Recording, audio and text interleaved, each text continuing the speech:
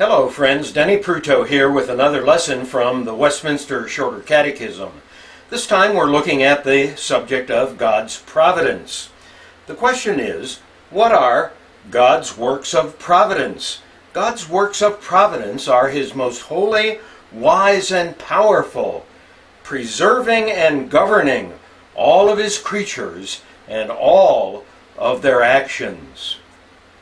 God is a spirit, infinite, eternal, unchangeable, in His being, wisdom, power, holiness, justice, and truth.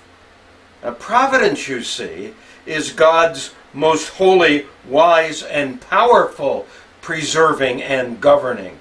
Because God is the holy, wise, and powerful God, all that He does involves His wisdom, His holiness, and His power. And so the governing of the universe that He created and the preserving of the universe that He created involves His wisdom, power, and holiness. And so the Catechism picks up these attributes of God in talking about the work of God. And there are certain texts to which we can go to understand the biblical basis for what the Catechism has to say. For example, Hebrews chapter 1 and verse 3, speaking about Jesus Christ.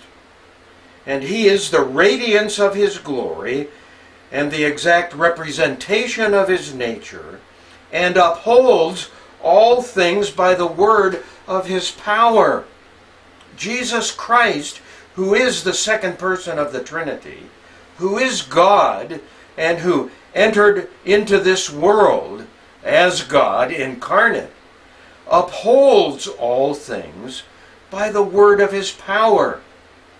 In other words, by Him, as Paul says in Colossians, all things hold together, all things consist. And if God were to withdraw His hand, if God were to withdraw His power, the universe would disintegrate instantly. We are held together by the word of His power. We are upheld in this world by the word of His power. One of the wonderful things about understanding God's providence is that we should have, and you should have, faith in the power of God. And God is upholding you. You should understand that this is the case, and you should trust in Him. He is upholding you by the word of His power.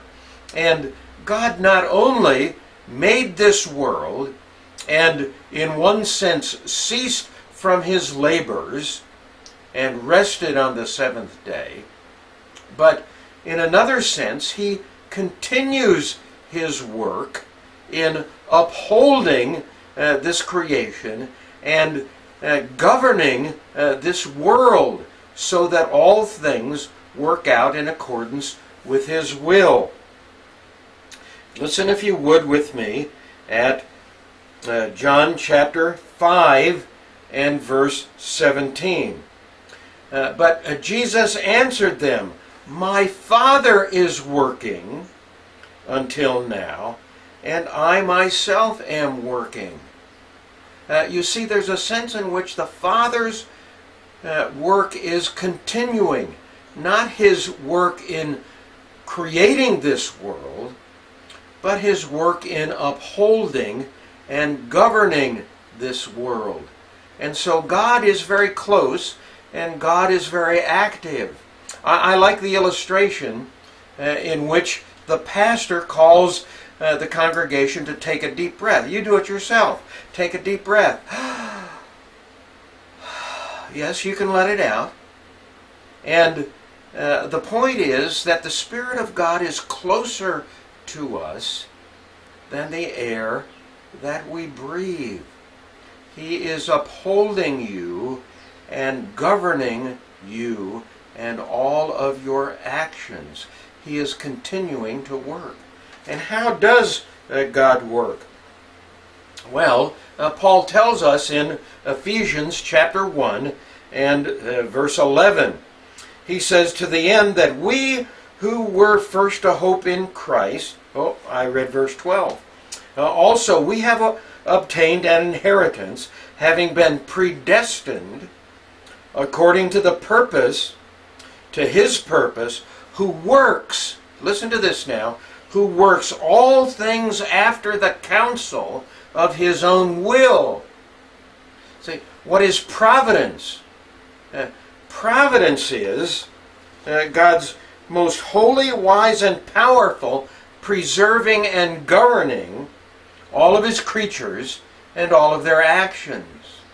And providence, this continuation of God's work in governing and upholding his creatures and all of their actions, is an extension of the work that he completed in creation. God does not just wind up creation like a clock and set it running and then step back and watch it. No, God does not do this. God continues to be active in his creation. And he works in his creation. He works all things out in his creation in accordance with his own will. That is, the plan that is set forth in his various decrees. We looked at this earlier. And so remember this, friends, and rest in the providence of God. I really think one of the most wonderful texts in the Bible along this line is Romans 8 and verse 28. All things work together for good to those who love God and are called according to his purposes. Imagine this now. Everything in the universe is brought together by God in his providence to work for your good as a believer. Every molecule in the universe is governed by God to work for your good as a believer. Give praise to God that this is the case. Well, now there's another question, isn't there? If in fact God upholds and governs everything that takes place in the universe, what about evil? Is it possible for God to construct a universe in which men and women act freely and yet are governed completely by his sovereign will? Well, the answer to that is yes. In fact, God has made such a universe. And we find that this is the case in the book of Acts. In the book of Acts, chapter 2, and verses 22 and 23, we read this. Men of Israel, listen to these words. Jesus the Nazarene, a man attested to you by God with miracles and wonders and signs which God performed through him in your midst, just as you yourselves know.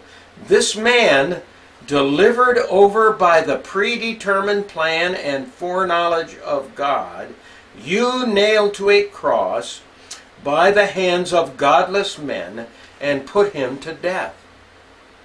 Why did the crucifixion of Jesus Christ take place? It took place in accordance with the predetermined plan of God. Luke adds the foreknowledge of God. In other words, God knew that the crucifixion would take place.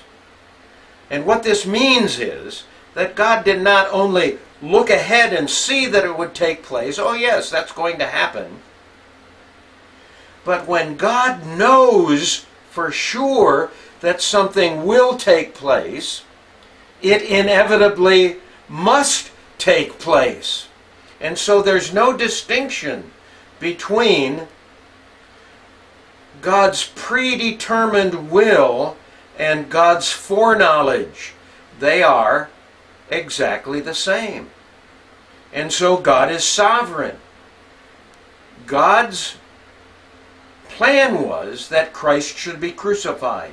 This ultimately evil act on one hand, which turns out to be an ultimately good act performed by God on behalf of sinners, was carried out in accordance with God's perfect plan.